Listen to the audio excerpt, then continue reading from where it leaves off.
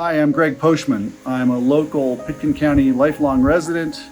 I'm a filmmaker by training and a biophiliast by passion.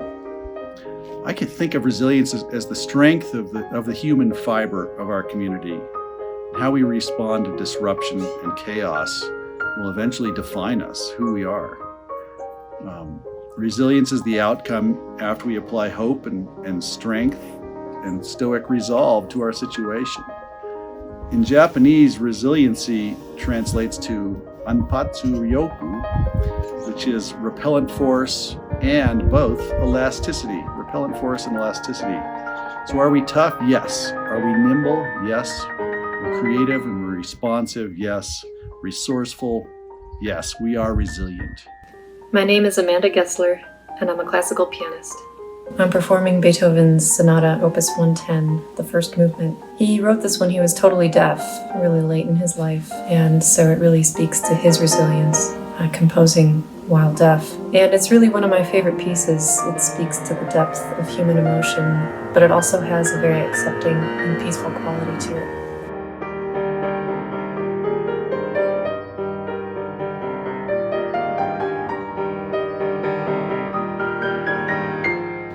My name is Griffin Liu, and I am a large-scale sculpture artist. This particular sculpture is called Launch Intention. It's based around the symbol of a paper airplane, which naturally takes us back to a childlike time. It's one of the first things we make and launch into the world. And it stands for doing that, just that, clarifying our truth, setting an intention, and then launching into action with it. I think we have a inner direction that we're ultimately supposed to take, and whether it be goals or things that we need to be true to in order to empower ourselves in our own happiness and our own life. So to me, just being true to that path, regardless of what's happening externally or in the world,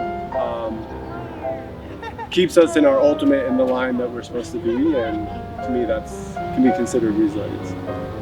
Hi, I am Louise De Waal, and I'm a ceramic artist. I have two bodies of work in the show, and both of them are response to the places that I was living at the time. So in Solitude, there's Consolation. It's a homage to my time in Lincoln, Nebraska, where I lived for 3 years. I went to grad school, and how the big sky and the flatness of the plains was my way of coping with being away from home and living such an intense moment in my life. And the other body of work is called Salt Lakes, Self-Portrait, and that was made when I lived in Roswell, New Mexico, and I was doing a residency there, and Roswell, it was just my response of being there. Roswell, I lived very close to this wilderness area that had a lot of shallow salt water, the Salt Lakes, and that was almost a reflection of how I saw myself at the moment. My name is Brian Colley, and I'm a painter and illustrator. The paintings I made for this group exhibition are a series of 14 watercolor portraits that I created of people I know who are resilient people. I also added a streak of galaxy or stars somewhere in their head, sort of to reflect our connection to the universe and where we come from as human beings. And I feel like that also shows the connection between all the people that you meet in your life. We all come from the same place, and that kind of strength and resilience that is throughout the universe of this sort of enduring, unchanging, but ever-changing, adapting presence, I feel like is so reflected in everybody that I know who are resilient people. Hi, I'm Jeanette Bullock, and I'm an art therapist with the Aspen Hope Center. I'm also an artist and specialize in oil paints. The artwork in this exhibition is an exploration of what resiliency means from the mental health provider's point of view. Several colleagues of mine joined me for an art therapy workshop in which they each used the term resiliency to inspire their pieces created.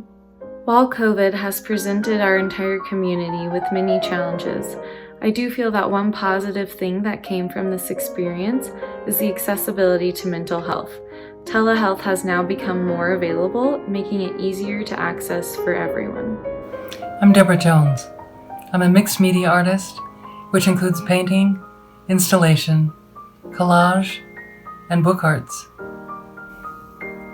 The ice pieces in the exhibit are the breaking and melting of the ice shelves due to the warming of the air and the warming of the ocean waters. I drew these from NASA remote images in Antarctica and the Arctic. Our planet has shown its capacity over and over again for resilience. And now here we are, humanity's faced with these dire consequences of its behavior, its environmental and behavioral transgressions.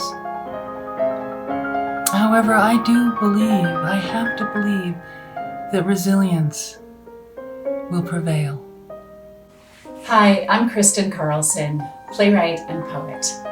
The poem I've written for this exhibition moves beyond my earlier definitions of resilience, which tended to center around ideas like soldiering on.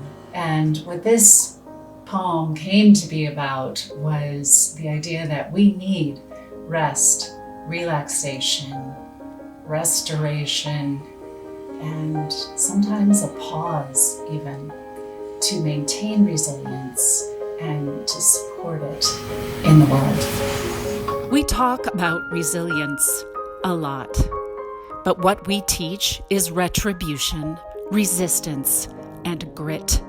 Hit back just a little harder than you were hit. There is no stress test to gauge the tensile strength of the human heart. No surefire way to dodge the catastrophic price of living on this earth. But resilience is not the same as persistence. Resilience requires rest, a breath, a pause to reset.